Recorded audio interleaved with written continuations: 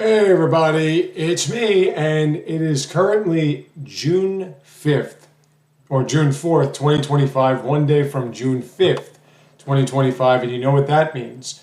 The Switch 2 is about to be released. Tonight, I'm going to do my last Switch 1, God, I love that woman, last Switch 1 stream, which will be Metroid Zero Mission. I am then going to transfer my data to the Switch 2. I haven't picked up yet. I bought it, paid it in full, and a couple of games that you'll find out what they are tomorrow. And I'm going to get rid of everything I have on it, wrap it all up, and prepare it for our friend Scott from Superplex Music and his family to take it from there.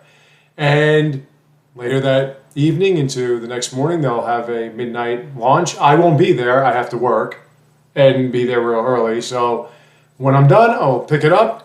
I hope to everyone that I find sacred, Jesus Christ, Mother Mary, this will we call God, I hope to all of it that I will be able to bring it back long before it's, afternoon or evening, so I can get everything I want done, and present it to all of you.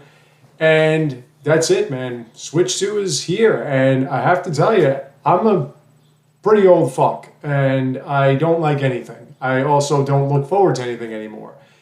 But I've been looking forward to this for a while, and I'm really excited to see what Nintendo does with this technology. And it's just so that you know, yes, there are a couple of things you have to take into consideration. The transition from the docked version to the portable version does leave certain companies in kind of disarray when it comes to launching their games, porting them to the Switch 2 like it was with the Switch 1. But the Switch 1 had a lot of big AAA third-party games from their launch even. And although there were some suspect releases, there were still good ones. So this console itself, and I'm not sure if people understand, because a lot of people look at the Switch 2 as a portable, and it is. It can be played as a portable. But when it's docked, it has the potential for 4K 120 frames per second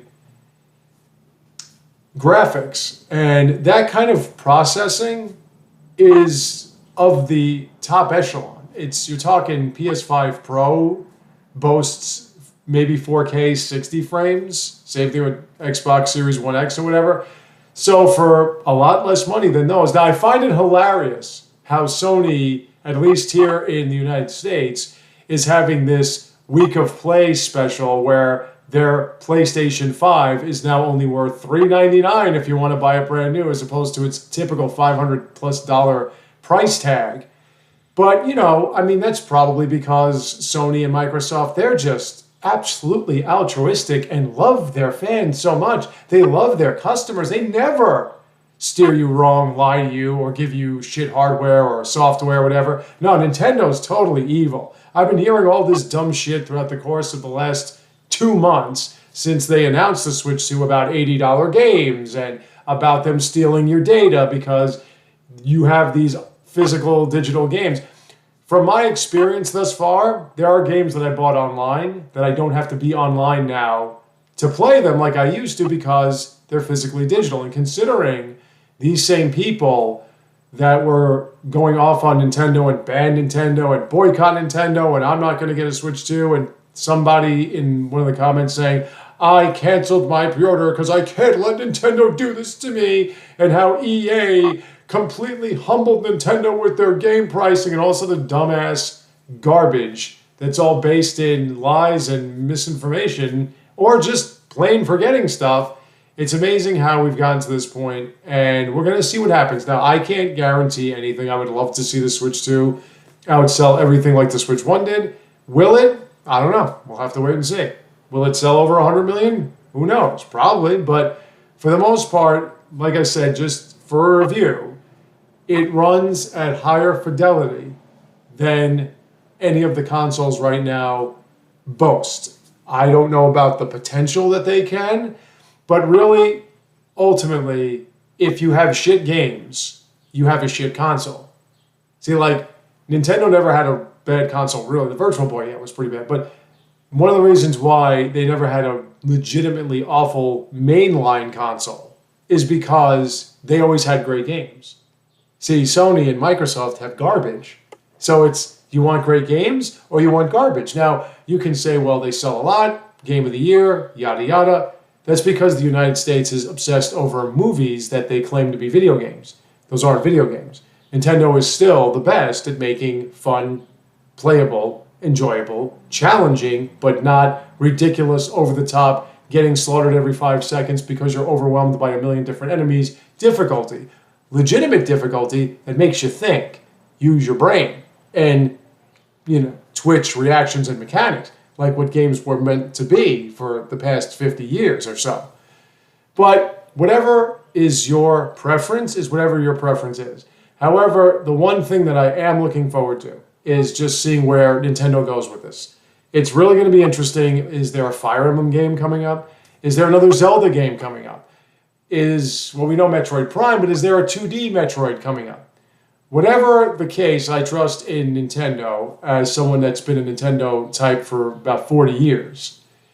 And yeah, I'm just very excited to see what we're going to do. And you're going to see it when I get it. So I would like for there to be interaction. If you want to tell me in the future a game you'd like to see me play, just remember, I have a very limited budget.